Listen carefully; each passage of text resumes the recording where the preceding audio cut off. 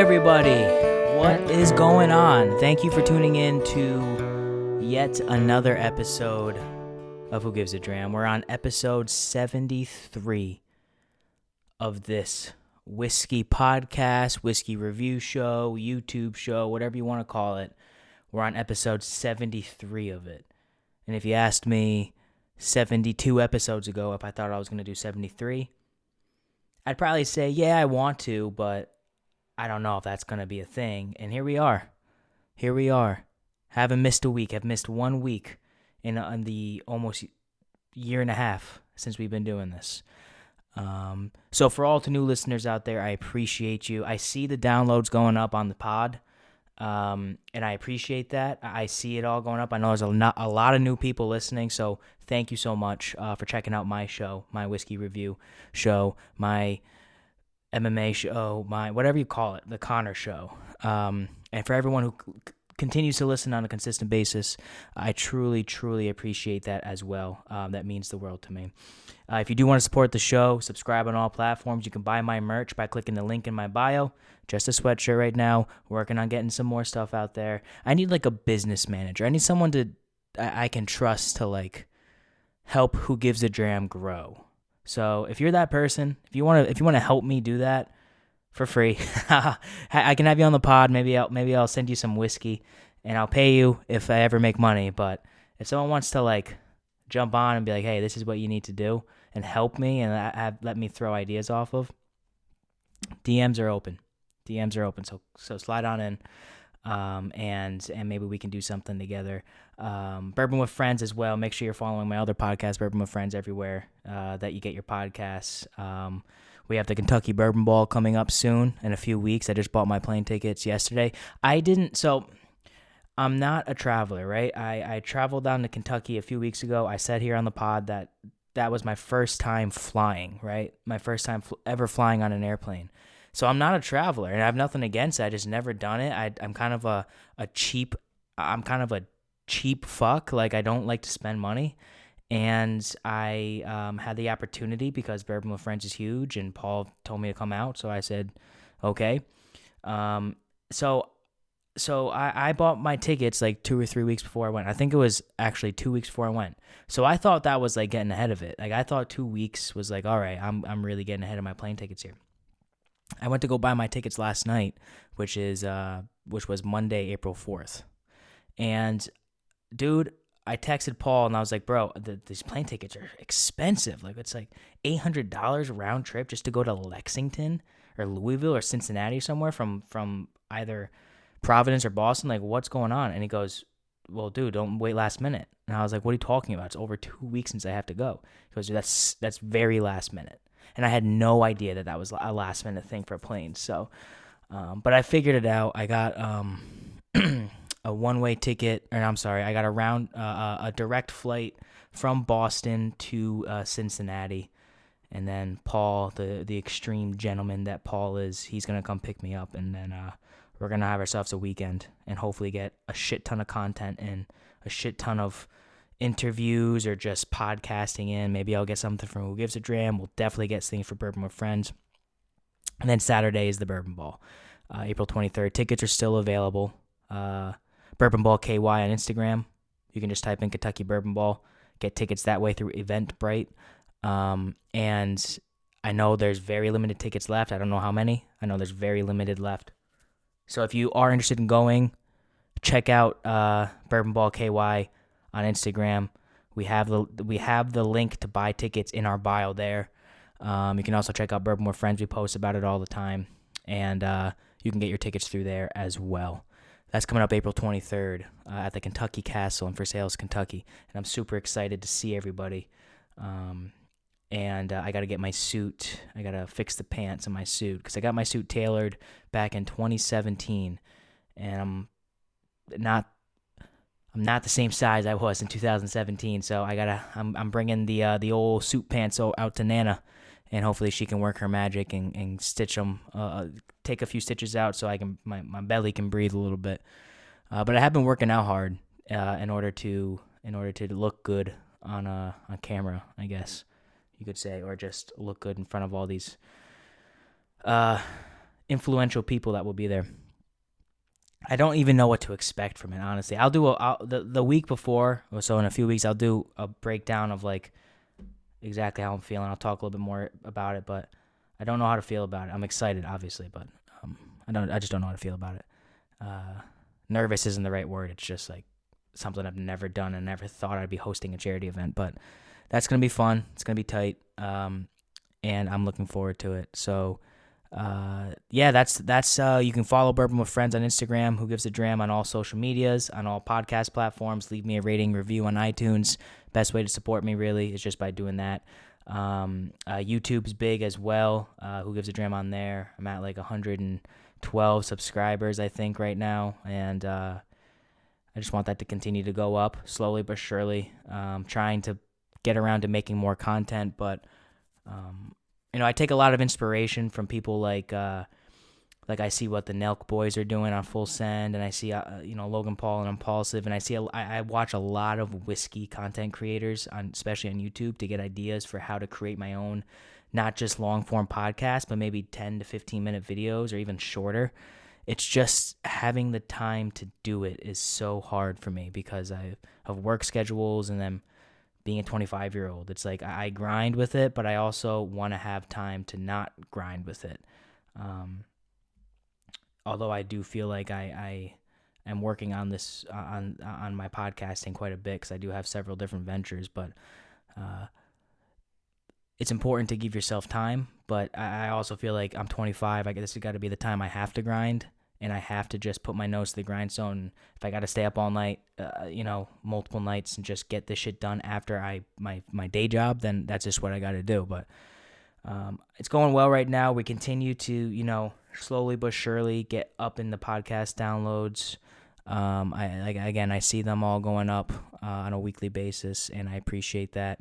I wish I want to get YouTube back up on track. There was a good run of getting almost 100 views per episode. I want to get that back up and hopefully just continue to grow that as well. I've been in a very growth state of mind currently with Who Gives a Dram, with Bourbon with Friends, and with Popcorn Pillow Talk, which is my new movie podcast. Popcorn PT Pod on Twitter if you want to follow me on there. Me and my buddies Matt and Zach doing all things film, TV, and cinema. It's a great podcast. We just came out with a new episode talking about the Oscars, and it was a little over an hour of quality content. Very, very good content. I'm proud of it. But I've been in a very, very much a growth state of mind, and I wanna continue to take these things to the next level. So yeah, that's where I'm at right now. That's where my head's at right now. But that's where my head has been at. Right now, my head is at this particular episode of Who Gives a Dram, episode 73, and the bourbon we're going to review today. I was thinking today, like, Irish whiskey month is over. I thought it went well. I mean, some popular content on there. Had some good clips to cut, and I interviewed some good whiskeys. No, I reviewed some good whiskeys and some bad whiskeys and whiskeys I don't like. And I was thinking today, I was like, I got to come back in to bourbon or scotch or something. I want to come in with a banger. I want to come in with something that's, people will watch. People will want to see what I think of this. And I was like, what bourbon will do that for me? And I was thinking about my shelf today at work. I was like, all right, let me think. Top shelf, middle shelf. You can see it all behind me if you're watching on YouTube. It's like, I haven't done Bookers. The Bookers that I bought like a few months ago on a whim. And even though the first time I didn't like it, let's do that and see what happens. So today we are doing Bookers. Batch number 2021-03. This is the Bardstown batch. Here's a little close-up on the camera for y'all watching on YouTube right there. Hopefully it comes through pretty good. Right there. Obviously, Bookers is kind of become an iconic barrel-proof bourbon. It's released, I think, 3 or 4 times a year. I'm pretty sure 4 times a year. And I notoriously am not a fan of it. I don't know if I've really voiced my opinion on it so much on the pod here, but in real life, everyone knows, or at least the people that know that I like whiskey. know that I don't like Bookers. And I bought this at a local liquor store for $80. Got it for, that's the only reason I bought it, for a good price. And the store I bought this from, I won't say their names, but they recently recently increased their Booker's price point by $10. So I got it at a good time. It was right around, I actually had this for Thanksgiving. I posted a picture of it with my turkey. So I was proud of that picture. That was a good picture. Yeah, I bought this around Thanksgiving, and for $79.99, and I had it on Thanksgiving. And I remember, I think it's because I tried to take too big of a sip, but I gagged when I had this. Not saying this is like that bad of a whiskey, but I think I just tried to shoot too much at once. But yeah, that's what we're gonna do today. We're gonna do Booker's Bardstown Batch 2021-03. There's a lot of information on this. We have done Bookers in the past. I forgot what episode it was, but it was Grandma's Batch, and I think I rated it like low to mid 8s. It was fine. It was not the best. Again, I don't particularly like Bookers. We'll see how I like this, though. I got a whole little slip here that comes in the box. My box is broken, by the way, that this comes in. That we can just read off of to learn a little bit more about Bookers. And in the meantime, I will do a cork pop right now. Oh, you gotta be shitting me. Oh, fuck. Well, plans might change, folks. I literally might be changing this up on the podcast live. I don't know if you can see this, but my cork just broke. Like, literally live on the podcast. And when it comes to video, it's a pain in the ass to try to edit it because I use my cell phone to record. It's a pain in the ass to edit this if I have to clip it together. Like, if I have to stop this video now, stop the audio, it just takes more time than I'm willing to do in terms of editing a podcast. So I tell you what, guys. Unless I can finagle this out here, which I don't think I'm going to be able to because I don't have any type of tool even close to me right now. I think we're going to do another Bookers here. This is what you get with Who Gives a Dram. I got so many things I want to talk about right now. Outside of whiskey, we got UFC 273 coming up this weekend.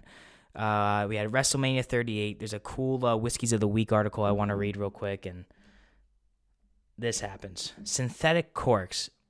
You would think Jim Beam makes enough money to not use fucking synthetic corks. I'd rather have the cork break in the bottle than get fucking stuck. Well, boys, the key to being successful is adapting and overcoming. And that's what we're going to do. We're going to get this box out of here, and we're going to get a new whiskey. We're actually going to do an uncorking, and I don't have any... What batch is this? Okay, we're going to do another Bookers. This is hilarious. I can't believe this is happening. Now, this hasn't even been opened yet. I got to even get it. Wow. I honestly cannot believe this is happening right now. We're going to do Tagalong. That's the new one we're going to do. We're going to do the Tagalong Batch. And Adam, if you're watching this, this is your bottle. I'm going to open your bottle. I'm sorry about it. I bought this for my friend Adam a few months ago, also for $79.99. This was like back in October, I think, and I haven't given it to him yet because I don't think I've seen him. So we're just going with the flow here. This is what's happening. Hopefully you're watching the YouTube podcast and not just listening to this, because that was hilarious. So this is what we're gonna do. We're gonna crack this baby open. Adam, again, I'm sorry. Shout out to Adam though. Good friend of mine. And yeah, we're gonna go with the punches here. Hopefully this doesn't break. Let's do another cork pop. There we go. Synthetic corks, Bookers, really? You guys are Jim Beam, the largest bourbon company in the fucking world. Ridiculous. All right, well, we're actually gonna do the Tagalong Batch. That's new for me. I wasn't expecting to do this. I did a little research on Booker's Bardstown Batch before the podcast, just so I wouldn't sound like a complete dumbass. But now we're gonna change it up. So Adam, again, I'm sorry. I'm gonna pour some of your whiskey out. I don't know. I'll buy you something else as well.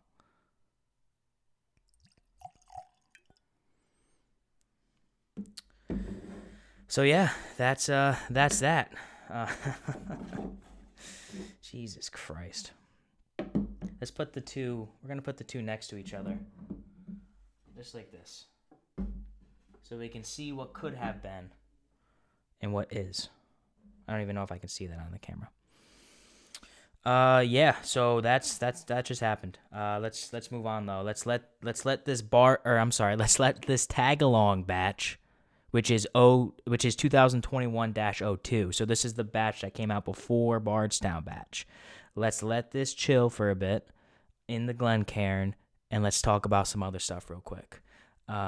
Thankfully, my mind is on point today. I just got home from work, but I'm not that tired. We're 16 minutes into the pod.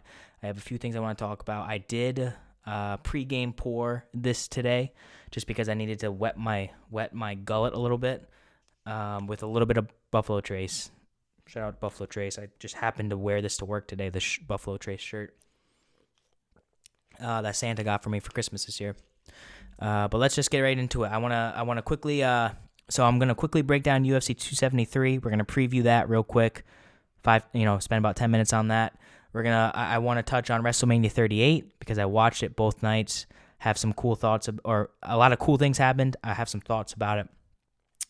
Barstool Sports had a huge interview that I just want to quickly touch on, and there's a cool Whiskey of the Week article that I want to touch on by I think it's probably Whiskey Advocate, and there's a few that I want to highlight on there, and then we're gonna get into the review. So real quick, UFC 273. Let me get this up on ESPN.com. There we go. UFC 273 is this weekend, what's this weekend? April 9th. They are fighting at ViStar Veterans Memorial Arena in Jacksonville, which, if I'm not mistaken, is where they had the first UFC comeback fight, like after COVID or during COVID or wherever. So shout out to Jacksonville. I know that the COVID wasn't real down there, which I love. But it's a great card. Like the last three fights are fucking bangers, but the rest of the card's not that good. So it's one of those cards where it's like, do I really want to pay $75 for it? But I'm gonna. But I predict this card will probably do like 300 to 400,000 buys at the most. 400,000 being the very top. And what's gonna get them their buys on this? And if it does overshoot 400,000 buys, it's because of Khamzat Chimaev, who we've talked about on the podcast before. But that's going to be the reason he goes over. But let's start from the we'll start with the main card. I mean, there's some stud preliminary fighters on this card. I know Mickey Gall, who is famous for beating CM Punk in his UFC debut. He's fighting on this. He's fighting a guy with a black and white picture, so that's not going to be who cares. Alexei Olenek is kicking off the early prelims, which is like before the prelims, and he's a stud heavyweight. He's been around. He's like 56-16 or something like that, and he's a jiu-jitsu master, so I'm going to take him in that fight. Rosenstruck, I don't know how to pronounce his first name. Yerzing, I don't even want to try. He's fighting. He was a top 5 or so heavyweight for a bit, and he fought Francis Ngannou and got blitzed, and he's lost since then. Who's he lost to? He's lost to, let's click on Jairzinho Rosenstruck here on UFC.com. He has, he lost to Curtis Blades by unanimous decision. He lost to, he beat Saki by knockout. I remember watching that. He lost to Cyril Gane by unanimous decision. And I think before that he lost to Ngannou. No, he beat Junior Dos Santos by KO, and then before that he lost to Ngannou by first round knockout, like 20 seconds into the fight. But he's on the prelims of of UFC 273, and I think he's probably going to win by knockout, if I had to predict. Let me get back to the page. And then the prelims are okay. Like I said, they're not nothing that's going to blow your socks off. Nothing that's going to blow your dick off, but it's pretty good. Main event of the prelims is Ian Gary versus Darian Weeks. I'm sure those are two up-and-comers that are studs. I just don't know anything about them. But yeah, that's going to be... I mean, I'm going to watch it, I'm going to watch it. Aspen Ladd versus Raquel Pennington is a great chick fight. Number 4 versus number 7. So I'm sure that would be fairly entertaining. So if we're going to the main card real quick, the first fight, I don't know either of the guys. I've heard of Mark Madsen before, but I don't know who he is. I have no idea who Vink Pichel is. I'm sure I do know him through something, but they're kicking off the main card. I thought Alexei Olenek was kicking off the main card, but I guess he's not. I have Olenek, I have written down here, my prediction is Olenek via submission. I don't have a prediction for this first fight of the main card. I don't know who these guys are, but Vink Pichel is not only a minus 130 favorite, but he has a killer mustache in this picture, so I'm going to take him by decision. And then the second fight of the main card is Mackenzie Dern versus Tisha Torres. Mackenzie Dern is number 5. She's a minus 115 favorite. Or no, it's a pick'em. Tisha Torres is minus 105, and she's a number 7 ranked in the world. This is just probably going to be a boring fight. Tisha Torres is tiny. Mackenzie Dern's pretty big for the weight division, and she's a jiu-jitsu master. So my prediction is Dern via submission, probably in round, if I had to guess, 2. It won't happen in round 3, and it probably won't happen in round 1, but it would happen in round 1 before round 3. So that's my prediction there. Everyone... And not to talk about looks on the podcast, but everyone thinks Mackenzie Dern is super attractive. I just don't see it. But she's very good at fighting, and she'd whoop my ass. So I'm not, no disrespect. No disrespect at all. And she's a mother, and I'm sure she's a great mother. No one's going to mess with her baby. That I can guarantee. But kind of overrated in that department, I think. But who am I to talk, Look at me. Even though you can see my sharp jawline now, I can cut glass with my jawline since I shaved my beard. By the way, thanks to everyone who reached out to me, said I look cute without a beard. You guys know who you are. I appreciate it. Made me blush. Made me just gonna go. That's what I do when I blush. I kind of, you can't see below, but I'm like kicking my feet. I'm here by myself in my apartment. The third fight of the main card, which is really the main event, let's be real. We're all watching this card to see Khamzat Chimaev, best friends now with Darren Till. He's fighting Gilbert Burns, which is, oh my God, I cannot wait for this fight. I'm so ready for this fight. I'm a big Gilbert Burns fan. He's a stud. He manhandled Stephen Thompson his last fight. He did lose to Kamaru Usman, but technically some say he dropped Kamaru Usman in the first round. He's definitely given Kamaru Usman he had him in danger in round 1. He might have been the most danger Kamaru Usman we've ever seen Kamaru Usman in. Gilbert Burns put him there. He's a stud. He's ranked number 2 in the world behind Colby Covington. And he's just a stud. He manhandled Stephen Wonderboy Thompson. Was it a boring fight? Yes. But he still manhandled him. And Khamzat Chimaev is such an enigma. It's such Conor McGregor circa 2013, 2014, 2015 vibes, but more well-rounded and Dagestani. He has a beard with no mustache, and that is, if you have a beard with no mustache and a cauliflower ear, you can do whatever you want in life. Let's put it that way. I mean, you say, if Khamzat Chimaev comes up to me and he's dead serious and he says, hey, your girl is my girl now, I can't do anything about it. There's nothing I can do about it. I take one quick look at him and say, hey, this guy's pushing 2 bills, probably 210, 215. Oh, he has a nice beard. Oh, no mustache. Oh, cauliflower ears. Oh, bald. And he has a Russian accent. Yeah. You're my girl's now your girl. I can't do anything about it. And he's also got a cleft lip, which is just like extra intimidating. Like God did not help this guy at all, and he's still where he's at. So shout out to Kamzat. This is Kamzat, and also Kamzat is a minus 510 favorite. He's a huge favorite. Gilbert Burns, if you're going to put money on a fight, like I'm probably going to throw a 10 piece on Gilbert Burns just because he's a plus 375. You can make a good amount of change on that, and I might even fuck around to throw $20 on Gilbert Burns. Really get crazy. But my heart and my gut and my brain are all taking Kamzat in this fight. If Kamzat wins this fight, he takes over the UFC. If he mollywops Gilbert Burns, he takes over the UFC. It's his organization now. He can do whatever he wants. It's gonna be tough to really guarantee him a title fight if he wins, even if he mollywops Gilbert Burns, just because Leon Edwards is still in the welterweight division as well. And he's been basically promised a title fight from Dana White.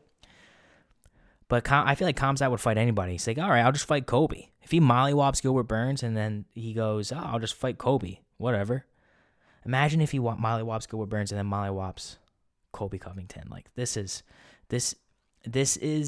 the potential to be the breakout moment of the next megastar of the UFC.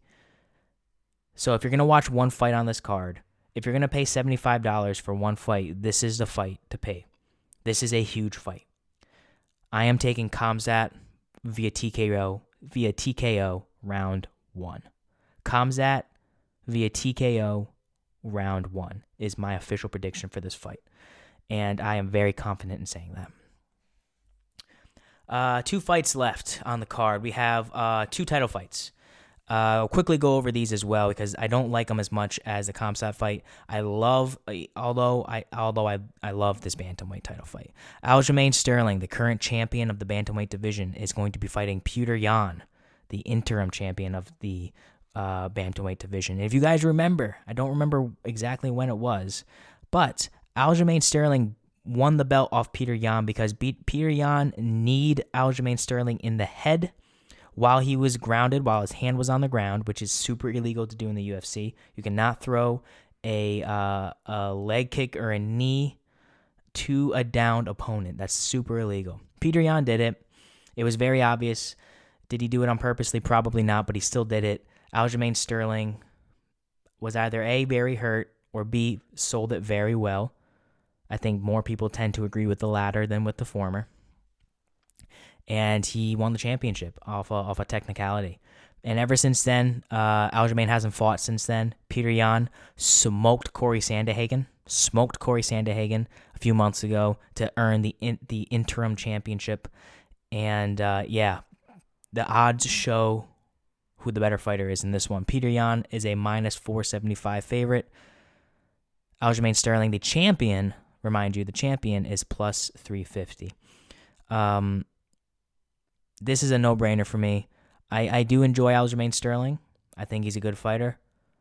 Petr Yan is going to destroy Aljamain Sterling. And if I was going to put in a lock for this fight, lock in Petr Yan on this fight. I promise you, lock in Petr Yan on this fight. I'm not a gambler. I don't gamble. I don't put money on fights. Sometimes I do, but most of the time I don't. If I was going to advise you to put money on one fight, it would be Petr Yan versus Aljamain Sterling. Hammer the minus 475 on Petr Yan. My official prediction is a TKO in round 3. That's where I think this is going to go. Aljamain Sterling is a great wrestler and is good on the ground, but Petr Yan is too sharp on the feet. He's too quick. He's too tough. Again, another Russian, and it's like it's tough to beat those guys. Honestly, there's seldom a tougher man in the room than a Russian man, except when I'm in the room. So that would be my prediction on that. I would say hammer the money line on Petr Yan. Get that money, and then just Venmo me 5%. of whatever you make when you do win. The main event of the evening is Alexander the Great Volkanovski, the current champion of the featherweight division, holds 2 wins over Max Holloway, who most consider the featherweight GOAT. The second win was very debatable. So was the first win, but the second win more debatable than the first. Is fighting. He was supposed to fight Max Holloway at this event. Max Holloway got hurt, I think, pulled out. So they brought in the Korean Zombie, Chan Sung Jung, the Korean Zombie, to fight Alexander Volkanovski. And folks, I think this is going to be. Listen, I said Peter Yan is probably the most lock on this card, but if you wanted to argue Alexander Volkanovski as well, I wouldn't say no. I think both of these title fights are going to be complete mismatches. I really do. Volkanovski is a stud. Let's go over Volkanovski's most recent wins. Let's look at this. Ready? Volkanovski here. Alexander the Great Volkanovski. He's 23-1. That's his professional record. 23 wins, 1 loss. Undefeated in the UFC, I believe. His last fights, Volkanovski versus Ortega back in September. He had a war with Ortega, but ended up beating the shit out of him. Unanimous decision victory. Then he fought Holloway for the second time, July 11th, 2020. So he's been taking some time off, but split decision to win there. That was a very, very iffy fight. I thought, and I think most people agree with me, that Max Holloway won that fight. But nevertheless, Volkanovski. Before that, December 14, 2019, was a decision win for Alexander Volkanovski against Max Holloway. And he was more active at this time. Like, he fought Jose Aldo May 11, 2019, won by decision. He fought Chad Mendes December 29, 2018, won by TKO in round 2.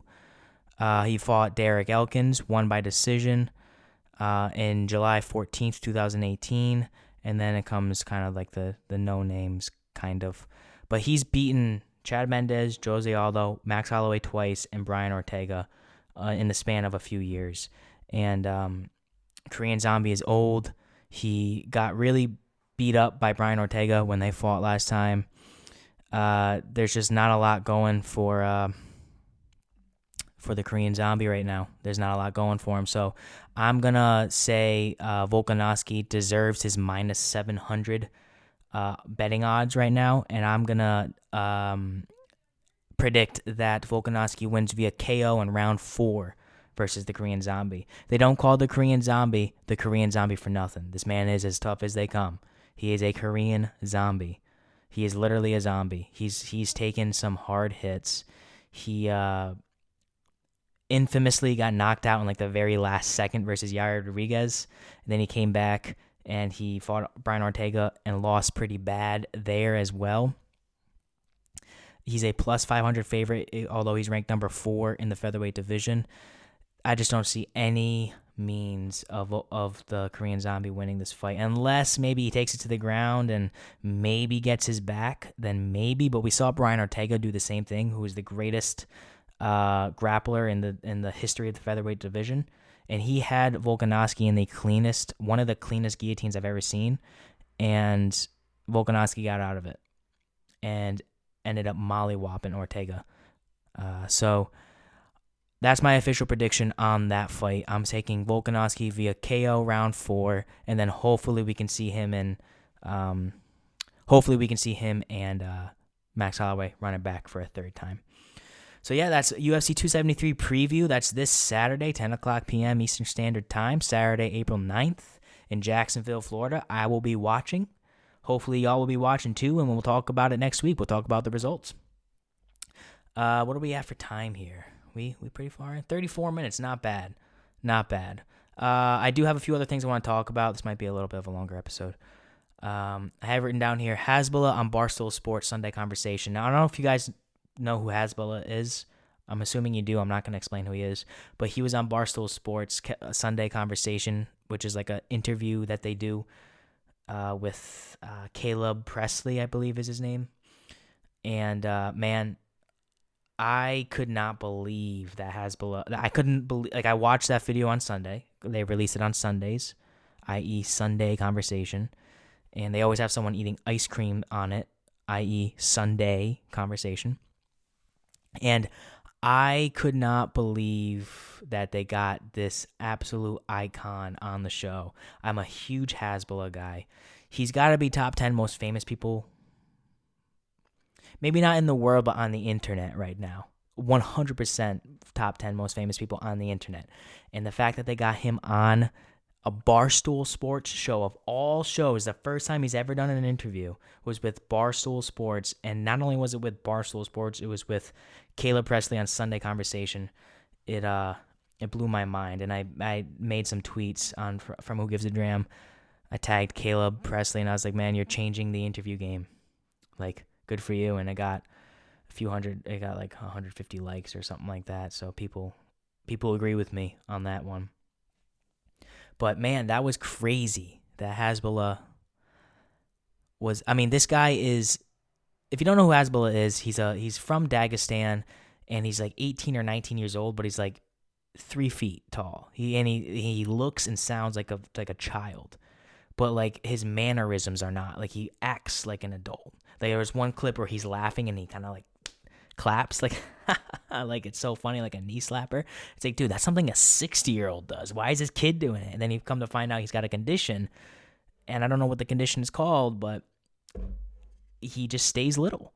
He's like he's a little person, but he's also got like a high pitched voice, and what makes it more intriguing is that he does not speak a lick of English. It's all Dagestani or Russian, whatever they speak over there, and it just makes it all so intriguing. And to see him sit down with this guy from Barstool Sports, of all places, and I'm a big Barstool Sports guy. Dave Portnoy's show I listen to religiously. I try to take notes on it just to see how to be a content creator. I really like what Barstool Sports has done, and I think they're the best in the business. Them and the Nelk Boys and Full Send are the two best in the business, by far. Barstool Sports and Full Send podcasts are the two, or Full Send, the brand, the Nelk Boys, are the two best content creator businesses in the game, and there's no close third. Maybe Pat McAfee show. But those three businesses are, I mean, I think I'm a big believer in Full Send. I think they're gonna be bigger than Barstool Sports here within the next 3 years or so. But that's no disrespect to Barstool Sports, by the way, if anyone's listening to this. I just couldn't believe Hasbulla. Wow. The pull you have to have. I think Dana White pulled it for them because Dana White is obviously very close with Barstool Sports. He signed Dave Portnoy signed Patty the Batty, and also Molly Meatball to contracts with Barstool. So yeah, I'm sure Dana White. I think Dana White pulled that off because Dana White knows Hasbulla. Dana White is just, he knows everybody. One of the most intimidating people on the face of the earth, I would imagine. Imagine doing a business deal with Dana White. I love Dana White.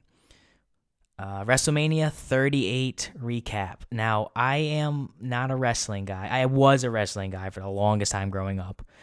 And then I got out of it like during high school. And then right after high school, I got back into it pretty hard. We would watch every single pay-per-view at my cousin's house on the WWE Network when he was living above a horse barn. He had him and his girlfriend at the time had a horse, or lived above a horse barn, took care of the horses below, and we would go over there on the small TV and watch WWE pay-per-views every Sunday they were on the WWE Network, which doesn't even exist anymore. It's on Peacock now, and we would have a great time.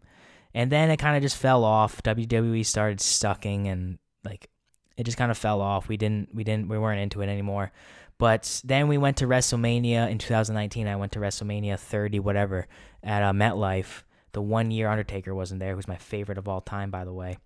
And had such a great time that it kind of got me a little bit more into wrestling. So now I know the headlines of the WWE world and the other wrestling organizations. I just don't watch. but I do watch the big pay-per-views, and WrestleMania was this past weekend, WrestleMania 38. Just a few things I want to talk about on this for anyone who enjoys wrestling on this show. Might not be anybody. I don't know. Give me 3 minutes of your time to talk about WrestleMania. Pat McAfee and Logan Paul are both on the card there. Pat McAfee fought Austin Theory, who's like Vince McMahon. The bit is he's Vince McMahon's protege. Like, Vince McMahon is saying he's going to be the next champion. So Pat McAfee and Pat McAfee won, and he looked damn good winning. So shout out to Pat McAfee, because that was very impressive. And he looks like he's been announcing for WWE for a while now, so it's not surprising that he kind of knows the ins and outs, and he's probably been training, but man, that was such a good match. I really enjoyed watching it. That was the match before the main event on Sunday, because now they do WrestleMania in 2 separate nights now. It's not just one night on Sunday. It's Saturday night and Sunday night. Two different events, which is honestly smart. If they can sell out Dallas Cowboy Stadium 2 nights in a row, get 70,000 plus people in there, sell it out, gate, a few $1 million of gate revenue in there, and streaming and ads on Peacock, like, shout out to them. Make your bags. Vince McMahon knows what he's doing. Logan Paul tag teamed with The Miz, who is one of my favorites of all time, and fought Rey Mysterio and his son, Dominic Mysterio, I think is his name. It's crazy to think that Rey Mysterio is wrestling with his son. Rey Mysterio is a GOAT. Top 10 all time, Rey Mysterio is, and you can't argue it.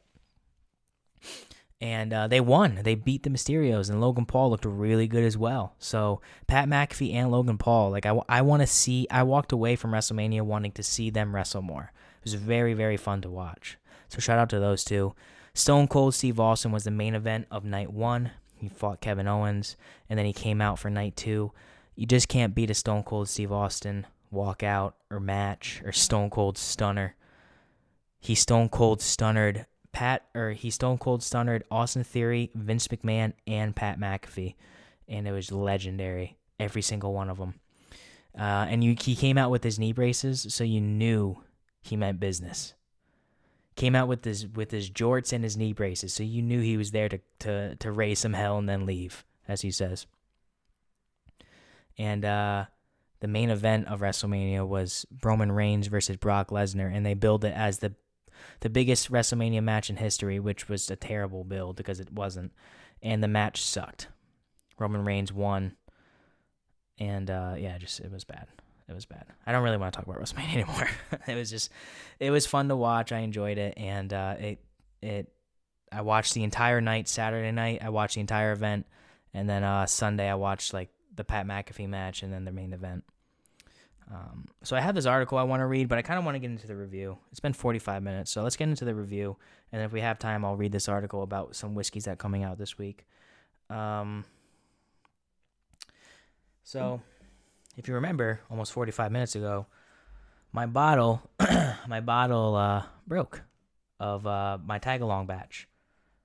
Bardstown Batch. Pink card here. Bardstown Batch. This bottle broke, so I got to deal with that once I turn the camera off here. So, in the spirit of doing this live and not wanting to edit it, we're going to instead go with the Tagalong Batch, 2021-02. Bookers Bourbon Tagalong Batch. Let's read the specs real quick. Again, batch number 2021-02. It is 63.95% alcohol by volume, which clocks in at 127.9 proof. It is 6 years and 5 months old. A blend of barrels that come down from I'm just going to read this. This is insane to me. 4% came from the 3rd floor of 7-story Warehouse 5. 3% came from the 4th floor of 7-story Warehouse X. 13% came from the 5th floor of 9-story Warehouse D. 33% came from the 6th floor of 9-story Warehouse H. 40% came from the 7th floor of 9-story Warehouse H. So 73% came from warehouse age of this batch, and 7% came from the 5th floor of 7-story warehouse Z.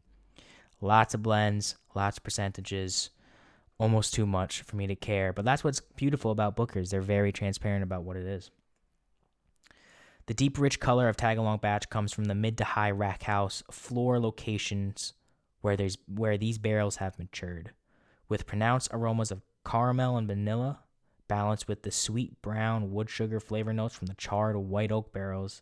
This batch carries a bold flavor with a surprisingly clean finish, making you want to come back for another sip. I will be the judge of that. Essentially, we'll get into the batch story here in a second, but Booker's is the barrel proof release from Jim Beam. They come out with, I believe, like I said at the top of the show, 4 batches a year, and it's their barrel proof offering. I have not been a fan of Booker's in the past. We did Granny's batch last year, and I think I rated it okay. I'm curious to see what. I've never had this before. I've had the Bardstown batch. I've never had the Tagalong batch. So this is a very first sip for me ever. That doesn't happen too often on the show. Sipping it out of a Glencairn, as always. And by the way, I want to address this. I don't know if anyone was even wondering this, but I still have my Snoot glasses. If you do want to go to www.snootglass.com and put in the promo code WGAD20, you still do get 20% off.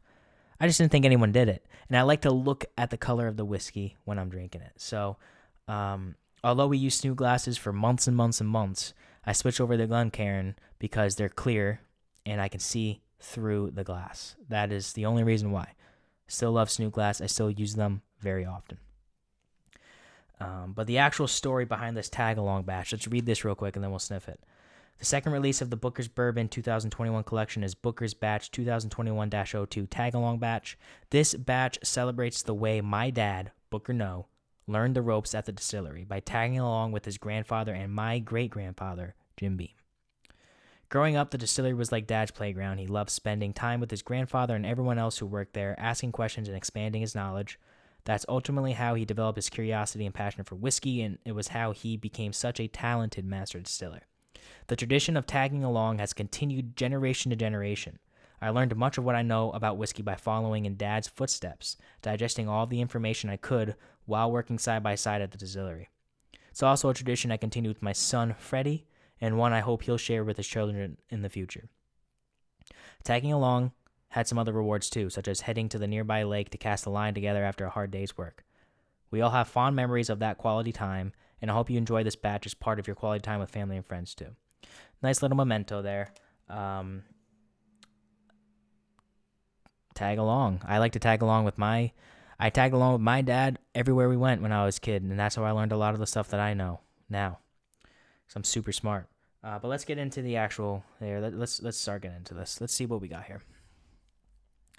All right, let's give it a little sniff.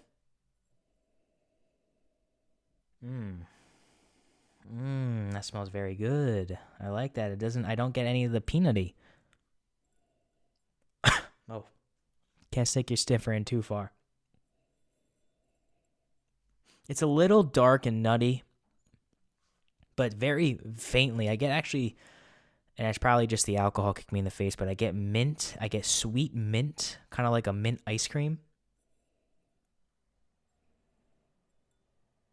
Lots of vanilla, solid amount of oak.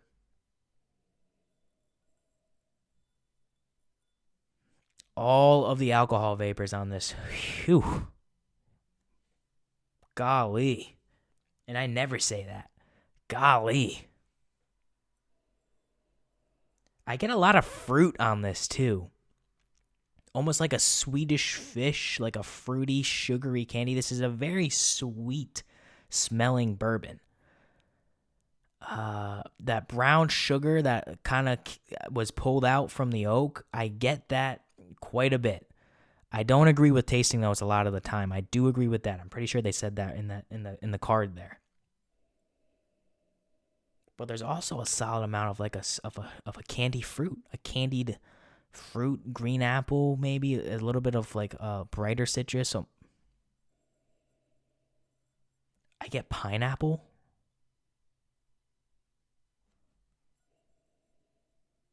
Yeah, very solid nose. I'm happy with the nose. If the palate is anything like the nose, this should be something that I enjoy. But as we know, aka last week, that doesn't always happen. And I got castrated for that. Daryl, come on, bro. My sniffer is good, but my palate's also good as well. Come on. I love Daryl. Shout out to Whiskey Sith.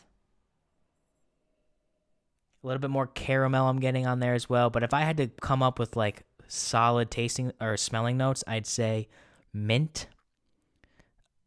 I'm definitely getting mint. I'm definitely getting candied apple / candied fruit. I'm getting strong brown sugar oak. I'm getting vanilla. And the slightest hint of nuts. Let's get into this. I'm excited. This is the first time I'm ever drinking this. On a whim, Bookers Bourbon Batch 2021-02. The Tagalong Batch here on Who Gives a Dram episode 73. Cheers, everybody.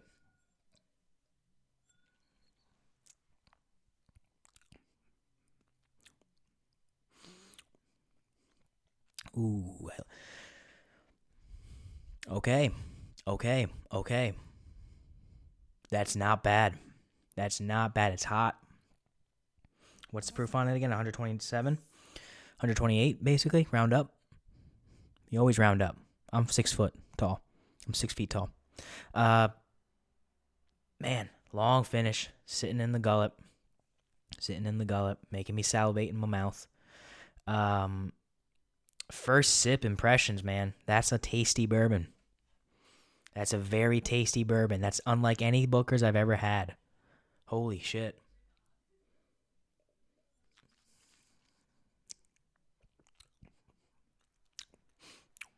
The nuttiness is more. The nuttiness is more on the palate. But what I really get on the palate is strong caramel.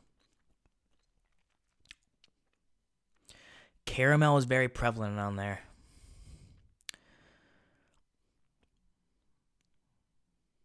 I still get the mint as well. This is the hottest whiskey I've had in a while on the show. And I keep salivating. My mouth keeps salivating.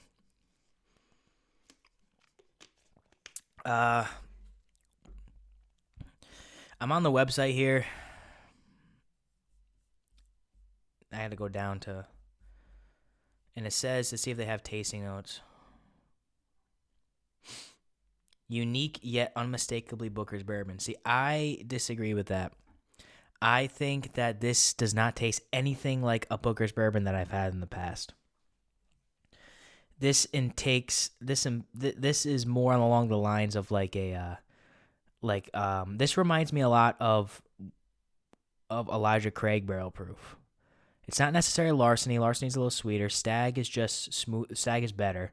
Some batches of Elijah Craig Barrel Proof this reminds me of. What was A121?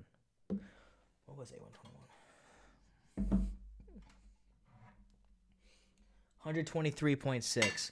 I get a lot of A121 vibes from this. B and C or 2 were not hot enough, but 123, 128 is not that far off. Just sweet and hot. I don't get like a lot of cinnamon though, like a lot of spice that you would typically get.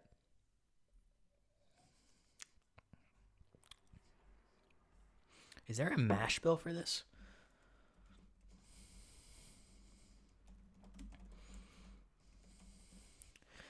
I don't know if there's I don't want to take a lot of time. The first article that pops up is Breaking Bourbon. We all know I love Breaking Bourbon. And it says here, this is from 2014. This is from a while ago. It says here that the mash bill is 77% corn, 13% rye, 10% malted barley, so it's low rye.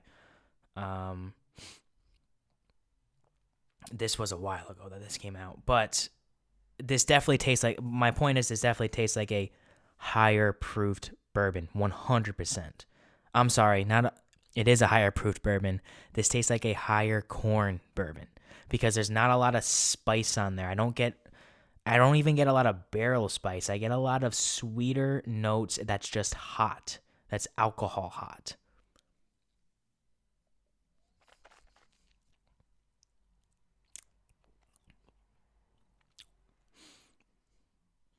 It's oaky, but it's not spicy at all. This is fantastic. Holy shit. Holy shit. This went the exact opposite way that I thought it was going to go. This is a fantastic pour. Wow. I'm blown away. I am blown away.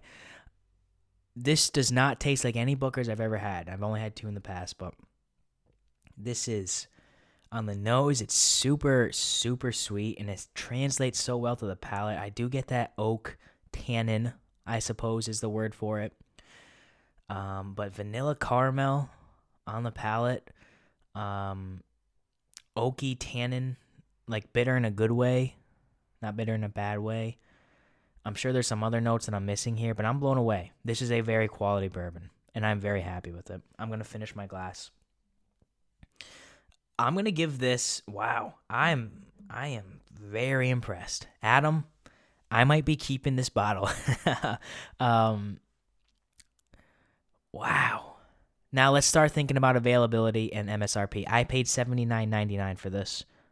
And I bought it last October, I believe. MSRP is it says on the website $90, so I bought it for below MSRP. $90 is a lot to pay for a bourbon, especially when MSRP technically on Stag is $50. So we'll say $90 MSRP because that's exactly what the website says. And something that once you have it, you can't get it anymore. So, yeah, I don't know how to grade it when it comes to that. I mean, I would say good price. $90 is maybe a little high.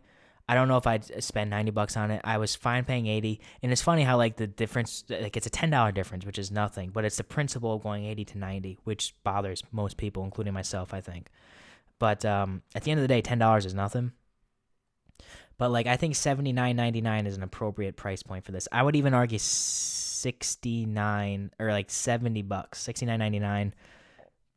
$70 might be an appropriate thing. $90 might be a little too high. I definitely wouldn't go over $100, 100%. Wouldn't go over $100 on this. But damn, is it good. I just don't know if it's worth the price when there's so many good barrel proof options out there. But for what this is a ultra premium Jim Beam offering. I'm going to give this, and this is not what I expected, I'm going to give Bookers Bourbon Batch 02-2021 Tagalong Batch. Wow, I can't believe I'm going to say this. This is one of the better barrel proof bourbons I've had in my entire life. This is going to be an 8.9. This is super good. It's not at 9.0 yet. If the price were a little lower, I'd probably give it a 9, but 8.9, this is on the verge of being great. I cannot tell you guys how blown away. I am so surprised that I actually enjoy this and that I can't wait to finish this glass while I edit this thing to get this podcast out by tomorrow. But yes, stamp that in. 8.9. 8.9. Wow. Wow, am I blown away. And we are an hour into the pod. Wow. Long pod today. Hope you guys enjoyed. Yeah, we talked some UFC. We talked some Hasbulla.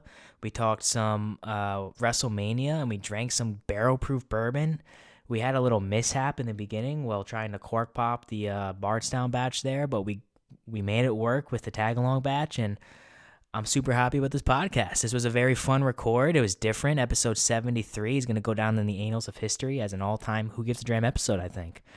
Just simply because the cork, the synthetic cork broke. Jim Beam, use real corks. You got the money. Because again, I'd rather have my cork dissolve into the bottle than just get stuck. Because now I can't pull the cork out of there until I find another cork or I find a bottle stopper. I go get a bottle stopper. Like, I just don't want to do that. I'm not busy. I'm not that much of a busy guy, but like, I'm a busy guy, you know? Yeah, great episode. All right, great episode. All right, I gotta go. It is 7:00. I gotta get editing on this. I appreciate you guys very much for tuning into the show. Best way to support me, check out all my social media channels: Facebook, Twitter, Instagram, and TikTok. Who Gives a Dram? Subscribe on all audio platforms. Subscribe on YouTube. Leave a rating and review on iTunes. Check out Bourbon with Friends podcasts. All of our socials, BWF Podcasts, Twitter, Instagram, Facebook, and TikTok. Subscribe on there as well. Check out the Kentucky Bourbon Ball happening April 23rd. A few weeks away. If you want your tickets and you want to come hang out with me and Paul and a bunch of other people in the whiskey industry and in the entertainment industry, buy your tickets now. I'll be there. I'll give you a big old hug if you do that.